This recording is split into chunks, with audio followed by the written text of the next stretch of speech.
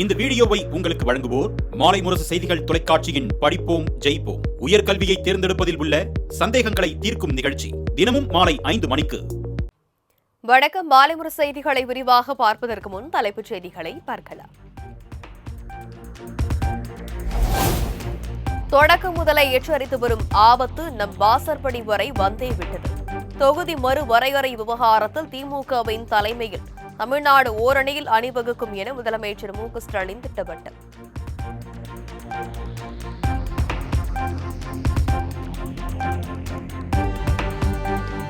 மத்திய பாஜக அரசு சென்சஸ் மற்றும் தொகுதி மறுவரையறையை செயல்படுத்த உள்ள போக்கு வஞ்சகம் நிறைந்தது.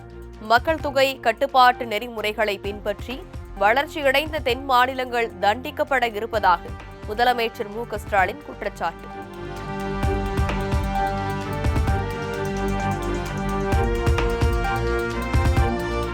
இன்னும் வராத ஒன்றை புலி வருது என பூச்சாண்டி காட்டும் வேலையை மு.க. ஸ்டாலின் தொடர்ந்து செய்கிறார் என இபிஎஸ் குற்றச்சாட்டு. தன் ஆட்சியின் அவலங்களை மறைக்க வழக்கமான கோல் போஸ்ட் மாற்றும் அரசியலை தமிழ்நாட்டு மக்கள் நம்ப போவது இல்லை என அறிக்கை.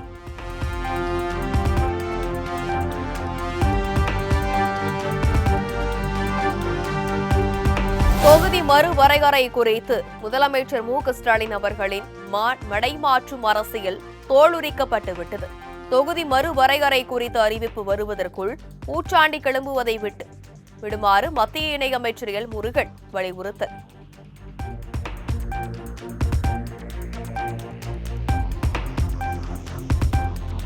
முதலமைச்சர் மு.க. ஸ்டாலின் தலைமையில் இன்று திமுக மாவட்ட செயலாளர்கள் கூட்டம். திமுக நாடாளுமன்ற சட்டமன்ற உறுப்பினர்கள் தொகுதி மறுவரைய பார்வையாளர்கள் கூட்டமும் காணொலி வாயிலாக நடைபெறும் என அறிவிப்பு.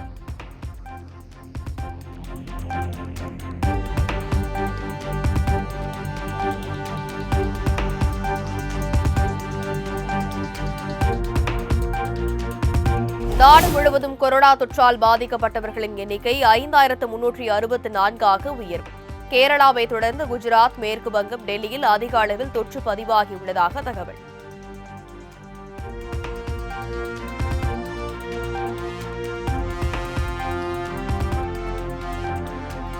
கொரோனா பரவல் காரணமாக கர்ப்பிணிகள், முதியவர்கள் முகக்கவசம் அணிய வேண்டும். சுகாதாரத்துறை அமைச்சர் மா. சுப்பிரமணியன் அறிவுறுத்தல்.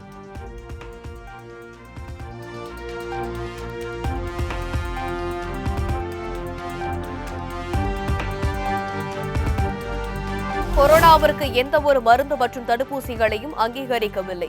தவறான தகவலை பரப்பினால் கடும் நடவடிக்கை என தமிழக பொது சுகாதாரத்துறை எச்சரிக்கை.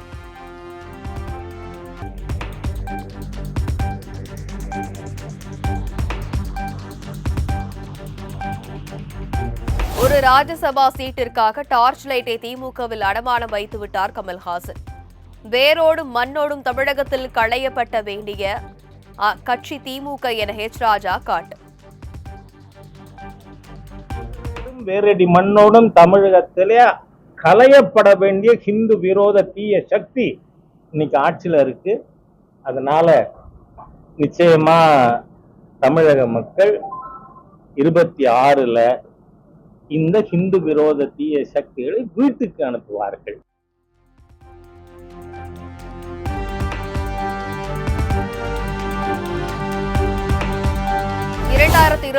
சட்டமன்ற தேர்தலில் திமுகவுடன் மதிமுக கூட்டணி நீடிக்குமா? மதிமுக முதன்மை செயலாளர் துரை வைகோ பதில். ஏற்கனவே உங்களுடைய சட்டமன்ற உறுப்பினர்கள் அங்க போய் இந்த மாநிலங்களவை இந்த தேர்தலுக்குண்டான அந்த எங்களுடைய ஒப்புதல் அந்த கையெழுத்தெல்லாம் நாங்கள் போட்டு தான் வந்திருக்கிறோம். அது நீங்கள் ஊடகங்கள் எல்லாம் நீங்கள் பார்த்துருப்பீங்க. அதனால நாங்கள் அன்னைக்கே நான் ஒரு விரிவான ஒரு பேட்டி கொடுத்துருந்தோம். கடந்து செல்வோம்னு ஒரு பேட்டி கொடுத்துருந்தேன். அதையும் எல்லாமே சொல்லிட்டோம்.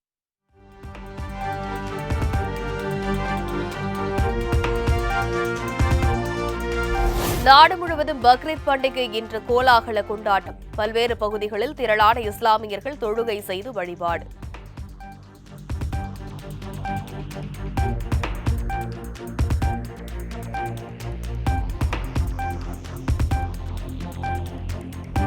திருப்பூர் மாவட்டம் அமராவதி அணையில் இருந்து இன்று தண்ணீர் திறப்பு. 7520 ஏக்கர் நிலங்கள் பாசன வசதி பெறும் வகையில் தமிழக அரசு உத்தரவு.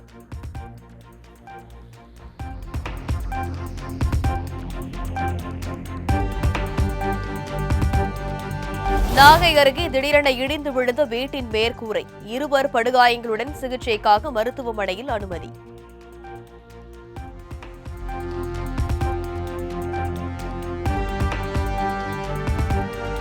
சென்னை அருகே 13 வயது சிறுமியை கூட்டு பாலியல் பலாத்காரம் செய்த விவகாரம். குற்றவாளிகளுடன் காவலர்கள் சிரித்து பேசும் வீடியோ காட்சி இணையத்தில் வைரல்.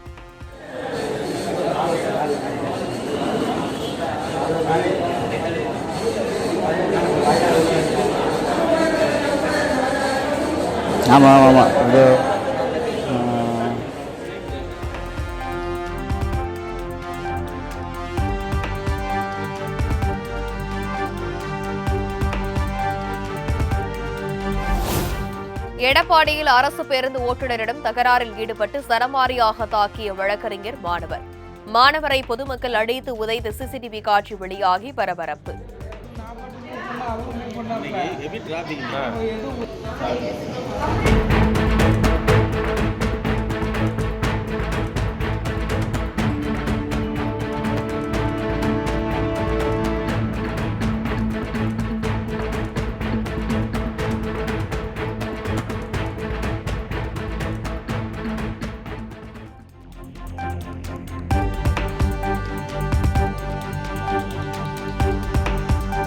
போச்சம்பள்ளி அருகே அரசு பேருந்து லாரி நேருக்கு நேர் மோதி கோர விபத்து. இருவர் பலியான நிலையில் 30க்கும் மேற்பட்டோர் காயங்களுடன் மருத்துவமனையில் அனுமதி.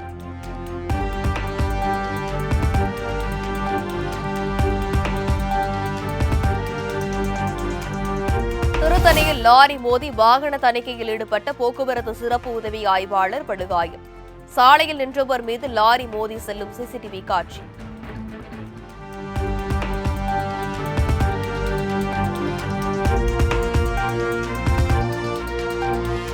பிரசித்தி பெற்ற திருச்செந்தூர் சுப்பிரமணிய சாமி கோயில் கும்பாபிஷேகம் ஜூலை 7ஆம் தேதி நடைபெறும். ஜூலை 1ஆம் தேதி யாகசாலை பூஜைகளுடன் விழா தொடங்கும் என கோயில் நிர்வாகம் அறிவிப்பு.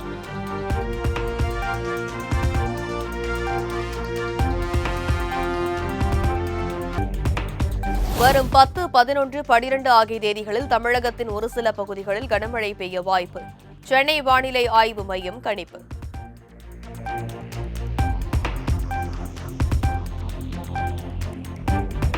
தமிழகத்தில் நேற்று வேலூர், திருச்சி, ஈரோடு உள்ளிட்ட 9 இடங்களில் சதமடித்த வெயில். அதிகபட்சமாக வேலூரில் 103.64 டிகிரி ஃபாரன்ஹீட் வெப்பம் பதிவு.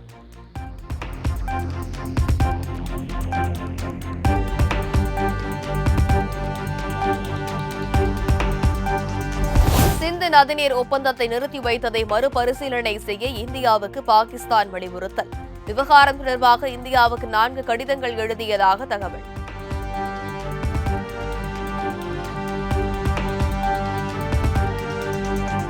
ஆபரேஷன் சிந்தூர் இந்திய ஆயுதப்படைகள் குறித்து குஜராத் மாநில காங்கிரஸ் பொதுச் செயலாளர் ராஜேஷ் சோனி சர்ச்சை பதிவு. வதந்திகளை பரப்பியதாக வழக்கு பதிவு செய்து கைது செய்த போலீசார். 9,000 கோடி ரூபாய் மோசடியில் வழக்கு. நியாயமான விசாரணை நடத்தப்படுவதற்காக உத்தரவாதம் அளித்தால் இந்தியா திரும்புவது குறித்து யோசனை. நாட்டை விட்டு தப்பி ஓடியவன் என்று அழைக்கலாம், ஆனால் திருடன் அல்ல என தொழிலதிபர் விஜய் மல்லையா காட்டும்.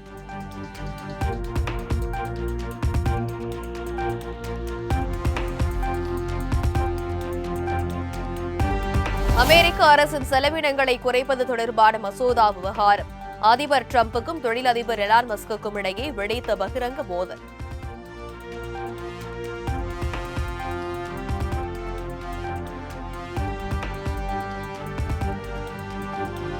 அமெரிக்காவின் 80% நடுத்தர மக்களின் பிரதிநிதியாக புதிய கட்சியை உருவாக்குவதற்கான நேரம் வந்துவிட்டதா?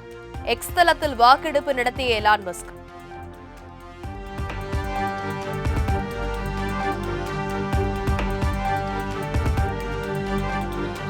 வங்கதேசத்தில் 2026ஆம் ஆண்டு ஏப்ரல் மாதத்தில் பொதுத் தேர்தல் நடைபெறும். அந்நாட்டின் இடைக்கால அரசு அறிவிப்பு.